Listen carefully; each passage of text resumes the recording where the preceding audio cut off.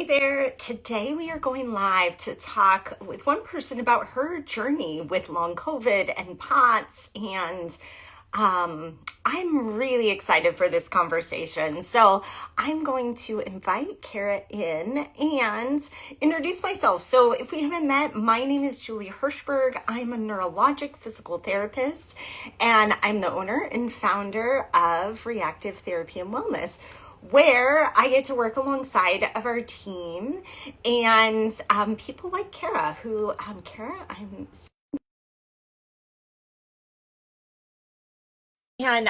get to be a part of their journey to getting back to life. Hi, Cara. Hi. Um, I am seeing you sideways Okay. at the moment. I don't know if you are. Okay. Better. Can you hear me still? Yeah, Great. yeah, yeah. Great to meet you, Cara. You finally. I know. Yeah, I have to let people know I don't always get to meet everybody in person. I get to hear a lot about you all. And Kara, I actually screened your application. So I remember when it came in. And I remember you saying something about boring exercises. And I was like, I'm so glad you found reactive. Um, so anyway, I've been very, very excited to meet you and to have you share some of your story too. So let's start with that. If you could share a little bit about what was happening for you, I guess in the last few years, right? And how you kind of came across reactive too. Yeah. Um, I'll try to keep this short because I feel like this is kind of a long story because frankly, it took me way too long to find you. Um, I got COVID and I'm one of these people that just like never really got better. Mm. Worse. Um, so in January of last year, I had experienced some episodes of pre-syncope. What people listening don't know, that means like the feeling of passing out. And didn't really think much of it. I was like, oh, that's weird. I was noticing I was struggling to exercise, like even minimal efforts or like trying to take down the intensity led to my heart rate was racing. I wear a fitness watch and it was like showing me like some pretty outrageous. Mm. Um, and then one day, from the moment that I woke up, it was a constant loop of pre-syncope. So I was going to pass out. I was really jittery without having a reason to feel jittery. I was having heart palpitations, chest pain. Um, my blood pressure was outrageous. Um, Mm. and, and then the left side of my face went numb. You can like Oh, yeah. the left side of my body also started to go numb. And my friend was like, you need to go to the emergency room immediately. And I even called my doctor. I was like, will she see me? And she's like, you should have been in the emergency room 6 hours ago. Mm. Go to the emergency room, MRI, EKG, etc. And they're like, you're fine. Go home and hydrate.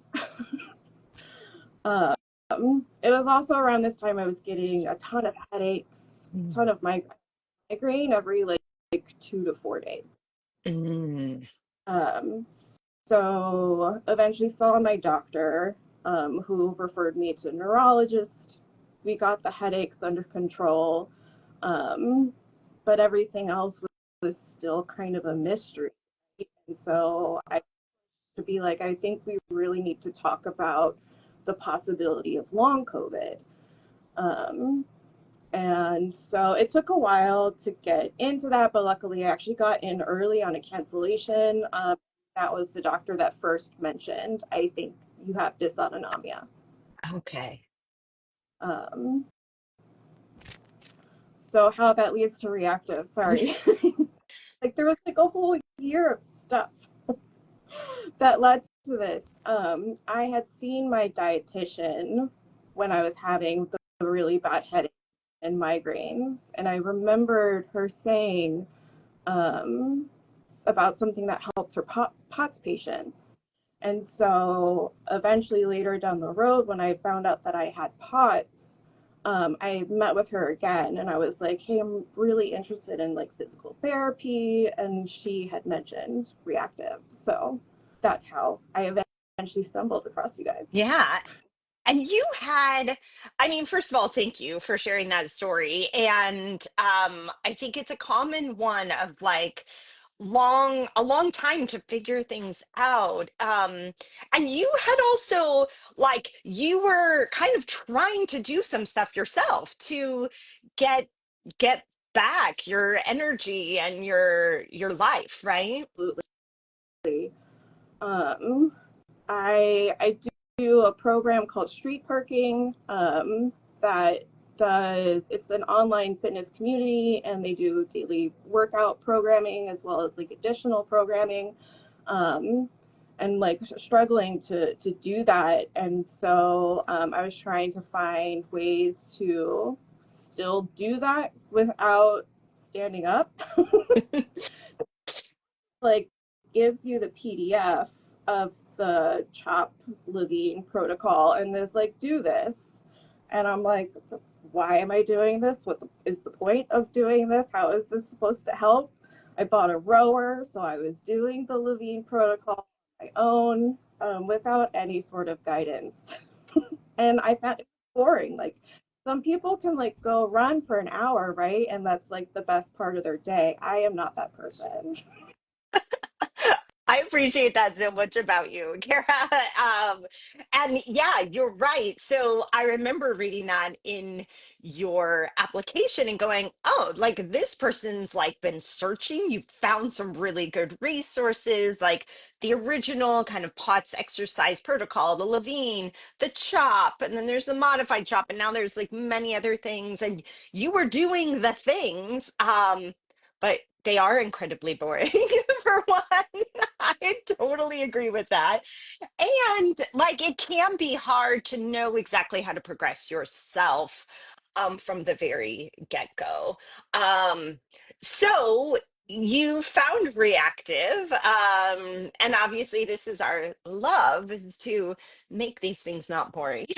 um, but what drew you? I know you applied and you did you actually meet with Naoya, our program director for a consultation? Yes. Um, even as I like looked at your website, I was like, this is exactly what I need, right? Um, because I appreciate that you attack it from different angles. Like I feel like from the beginning when I kind of discovered what was going on, I was like, I need to do lots of different things because it's not just one thing. Um, and so yeah, I filled out the questionnaire and then met with Naoya, who was amazing. Love him. Um, and yeah, it just that really just sealed the deal of like this is the right place to be. Yeah. So you were looking for something that kind of encompassed the whole picture, because so many things influence dysautonomia, as you know. Um, and I know that you worked with our team, and I wonder, you know, well, maybe you can share now, like what what were you doing at the time outside of, I know you were trying some of these protocols, but were you able to work? Were you able to do your normal activities? Like how was your life impacted before you got started? Um, yeah, I technically never stopped working. Okay. Uh, and all of this was starting. Work was really light. And so that honestly was a blessing Mm. because I would have had to call out sick frequently. I couldn't drive.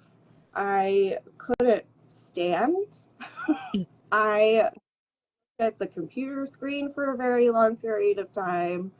Um, so at the very beginning, like, yes, it was incredibly debilitating. Um, Sorry, where was I going with that? What was the question? Your- Well, yeah, that's what I was kind of wondering. Like, what was your life like? And like many people, like not even tolerating standing, I think that's such a common one. And then looking to be able to live your life again, for sure. So like, tell me where you are now. Like, what difference did starting therapy, kind of getting on this road? So managing your autonomic nervous system, where has that taken you? Um, it's been a lot of work, Uh, uh, frankly, because yeah, going from that really like debilitated state to now is like a huge difference. I'm very stubborn, so even the doctors were like, do exercise, but to do a very particular kind of exercise. And it wasn't fun for me. I also train in Krav Maga, which is a self defense system, very dynamic and demanding on the body. And so I did that for a while and then eventually had to stop for mm, 6 months while I did the Levine protocol. I finally got put on ivabradine, which does a lot of the heavy lifting for me, yeah, especially in terms of the heart rate stuff. And so, um, had I done reactive 6 months prior to when I did, it like would have looked, I think, a lot different. And yeah, when I got to reactive, I had done a lot of the cardio pieces and was starting to transition to be able to stand being standing. yeah. Um, the piece that I think you guys helped out with very much was transitioning then to tolerating being upright. Yeah. Kind of a big win when you have dysautonomia. Yeah. Yeah, no, I mean it's huge. It's huge to be able to tolerate upright. And where are you now? Like, what are you doing now? Uh, so I'm back doing Krav Maga. Yay. I am still doing street parking, and like finally starting to do the workouts more as they were like written or intended to be done, which is mostly upright. I'm still working, and like just I have so much more stamina with work, um, and just being able to do things in your daily life, right? Like occupational therapy was part of my program as well. Like don't necessarily think about before something like this might happen of like doing the dishes or taking a shower being difficult, Yeah. right? And so it was like learn tools to help out with just daily life stuff. Yeah. Yeah, yeah. So I'm hearing from you, you're back. Like you're working more, you're back to this kind of mostly like doing your exercise routine again, being upright. And yeah, showering and dishes are probably the hardest ones in dysautonomia, right? Like there's this movement, you got hot water, like there's a lot happening there that needs to be regulated by your nervous system. So, yeah, so thanks for sharing that. I think a lot of people will relate to that feeling. And then, and sometimes when you're in it, you feel like, will I ever get this back? Right. And so I think it's really reassuring to hear, like, yes, it can come back. And it's a lot of work, as you said.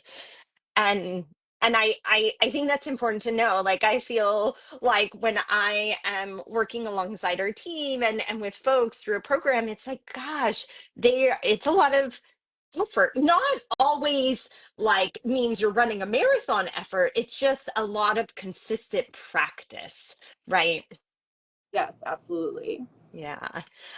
And so you mentioned occupational therapy, and I wonder if you can describe a little bit, like maybe what were some of the favorite parts of your team and what you were doing with them. Oh, Michael asked me this, and I was like, I have to like list like one favorite thing. I can't do it. Um, that's a very difficult question for me to answer. So I did 6 weeks, physical therapy every week, occupational therapy every other week, and then psych every week as well. Um, I mean, there's just like so many nuggets of wisdom. I like can't like even distill it. I remember thinking like, man, this is going so slow. Like, what are we doing? Um, and then a friend asked me what I had done in physical therapy, and I like it was like 2 weeks in at this point, and I like listed a whole bunch of different exercises and things we had done. I was like, oh, that is a lot actually. um, so I mean, just different things like learning about the otolith issue. Like, no one ever told me about that. Like, why is standing holding weights better than standing without them? Um, I mean, I still don't know why, but I love that you could just drop the otolith in an everyday conversation. Don't care. That's amazing. tools like the abdominal binder has been incredibly helpful, or there is like one of my favorite things ever now. I don't know how I ever lived without it. Even just some of the psych tools that I was aware of but hadn't necessarily practiced, like the 5 4 3 2 1 method was like incredible. I was actually having some really bad adrenaline dumps during, Mm. so we really got to put some of that into practice. Yeah, that's great. That's great. So it sounds like it was a lot of trying different tools, understanding what your like brain and body, and for people that don't know, the otolith is part of I would say one of the most important parts that we look at in dysautonomia. It's a part of your inner ear that is actually connected with a reflex that controls your blood flow to your brain with movement of your body and with gravity. And so there you were, probably with Michael, assessing some of those things and then incorporating ways to train it again, like kind of recalibrate that reflex, so to speak. So that's when Kara can just drop casually the otolith term, but most people have not heard about this little part of the ear, and it's a big reason why people feel dizzy or lightheaded with dysautonomia, and it's trainable. So you were training that, you were working through exercise, and I'm guessing finding ways for it to not be boring for you.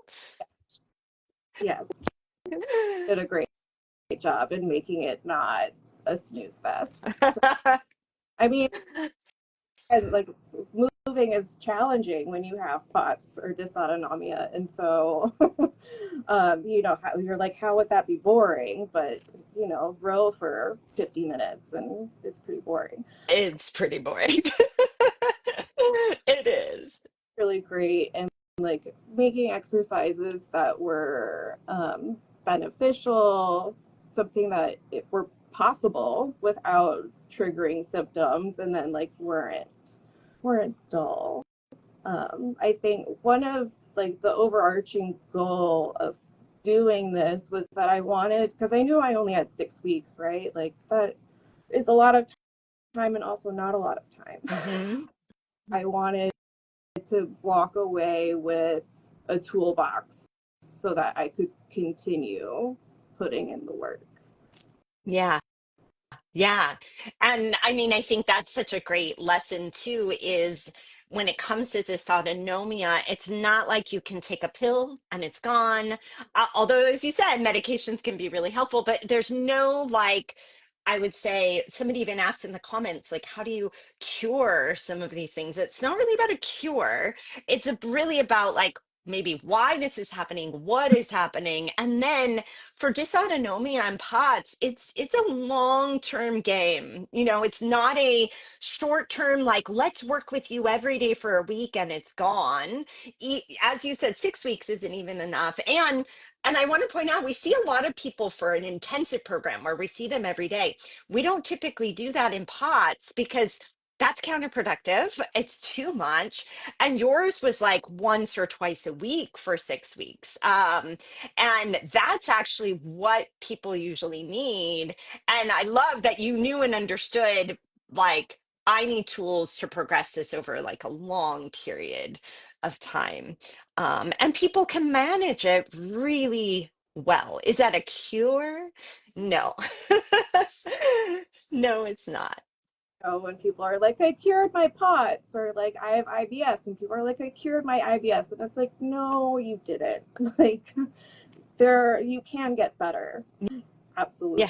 Yeah. You can get better and you can manage it really well. And maybe the symptoms just don't impact you as much. But mostly, I think one of the lessons, and I'm hearing this from you, is like you learned what you need, like a binder.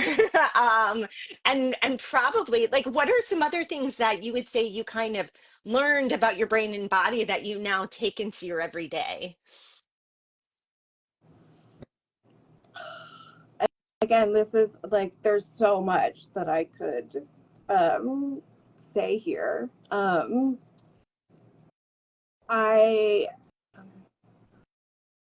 I, again, this is more like an overarching idea that like the brain and the body, like they want to be in equilibrium, like they want to like function. um and the brain is malleable. Like, I think this is something that everyone just kind of like knows, but like until you've maybe had to like put work into making like that happen, uh, you know, it becomes a very obvious that like you can change things. Yeah, yeah. That's a very powerful message, Kara. I think you're right. Like we think, oh yeah, we can, but sometimes in the midst of having symptoms, they feel very unchangeable, and and I think that's a real message of hope. I guess I wonder too, like if you were, we hear from a lot of other people with POTS or symptoms of long COVID who are quite discouraged. They've tried a lot of things and felt that they couldn't get better. What might you say to somebody who is in that place? Um, Great question, because I am frequently in that place still, even like as far as I've come. Um, even talking about this, it reminds me of like how I felt last year for Yeah, most, and it was unpleasant. And so I sympathize with what that is like. Um, and again, it is possible to feel better. Am I 100%? Absolutely not. Like I said, I'm back to training in Krav Maga. I am modifying like mad, mhm, taking a lot of breaks. I am probably never going to train in the way that I used to, which is a hard pill to swallow. And so I think part of it is maybe coming to some degree of acceptance of mhm. this is how you live now, and you have to. Um, I can't stand for long periods of time, even with things like an abdominal binder or with a lot of hydration and salt. Um, so, you have to adapt.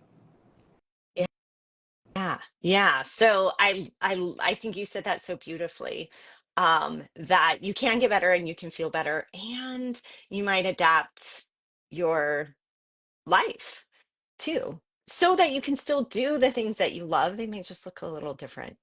And that is hard, as you said. a hard pill to swallow. Um, and I just want to like applaud you on how you are maneuvering a new life too, because it to me it sounds like you are still um, back and like enjoying the things that you love too, even if it's in a modified way. Yeah. Um, I get to work from home. So, I don't have to commute. I don't have to be around people who are like maybe coughing and sick all the time. I can kind of create an environment. I'm learning the pedal steel guitar requires me to sit down, mhm. standing up. So, there's things that I feel really lucky that are were already like a part of my life, and it's like, okay, how do I adjust that further to meet whatever needs I have now? Yeah, yeah. I think that's great and really really beautiful. Now I know that you didn't do a very intensive program, but you did work with the whole team together. And I wonder what did you see as the benefit of kind of having everybody working with you, PT, OT, psychology, and kind of coordinating that care for you? Yeah, having it all under one roof is like just mind-blowingly amazing. Honestly, I'm gonna tell people if anyone's like on the fence, like you aren't going to get the level of care that you get at reactive somewhere else. I honestly believe that that is the case. Because yeah, people were talking to each other. I had PT with Michael and then walked into OT with Naoya, and he's like, I talked to Michael about your session last week. It's like you guys were actually talking to each other, which is amazing, right? um,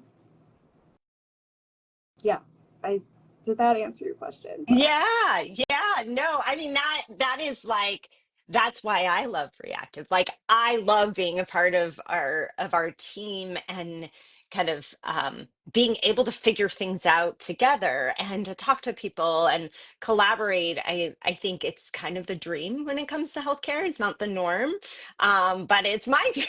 So I'm so happy to be a part of it for sure. And I wonder also, because we share these videos kind of far and wide, a lot of clinicians will watch them as well. And so I wonder what piece of advice you might have for a PT or a OT or a psychologist who might be wanting to work with people with POTS and long COVID or are working with people. Like, what do you want them to know? Again, like these are such loaded questions that I answers for. Oh, sorry. Um, one thing is to like take it seriously. Like I just saw my practice and she was just like, "Oh, you're feeling better. Like you're 100%, you're done." And I was like, "No, I still have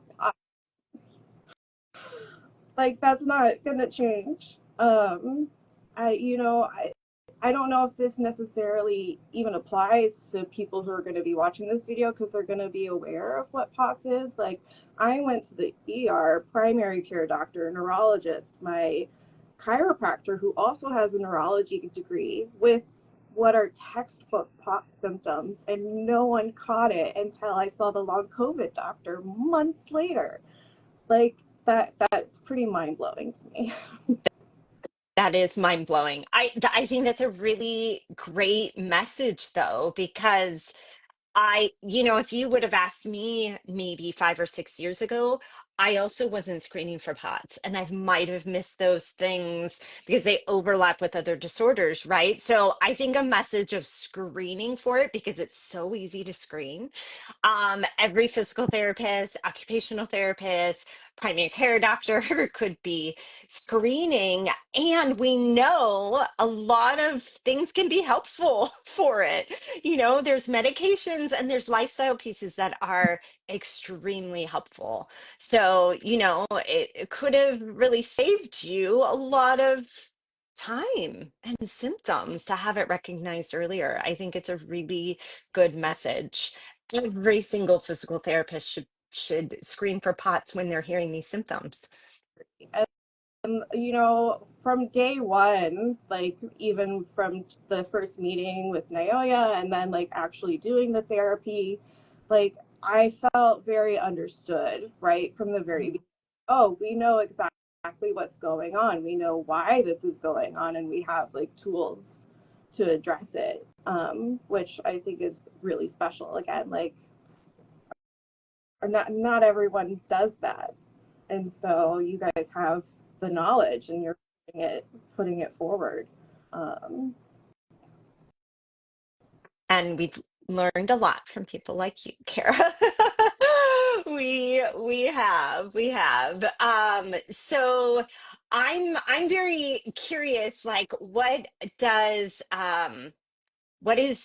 are you doing now? Like, I know you mentioned you're working. You sent me this great photo of you with the accordion, which just like my dad plays the accordion, and this is like our happy birthday kind of like thing all the time. And so I saw your picture and I was just like, this is so fun. Yeah, tell me just a little bit about your life now, and I also just want to say thank you again for sharing. Thanks for having me. Really cool about the accordion. You don't hear that very often. um, and that's actually kind of an old photo because Is we it? band live with the accordion. Now I'm learning the pedal steel guitar, which is kind of another fun, very niche instrument. um, you know, I what am I doing now? It's like I'm taking one day at a time. Yeah. um, Still working. I'm like really blessed that the people that I work with like love me and value me and value the work that I do. I love my job. And yeah, trying to get better at exercising again and staying healthy, eating healthy, trying to, yeah, Yeah. feel. Yeah. That's great. And one day at a time. One day at a time. Yeah.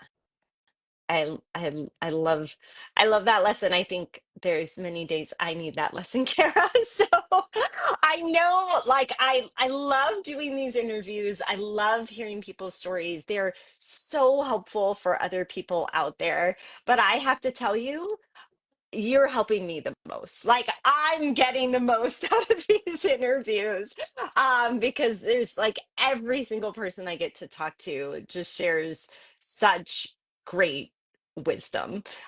So thank you for sharing yours with me and for our folks that watch. I'm so very grateful. So grateful for you for starting Reactive, for having me at Reactive, and again, it's really great to finally meet you. Yes, likewise, likewise. Well, thank you for taking your time out of your day today too.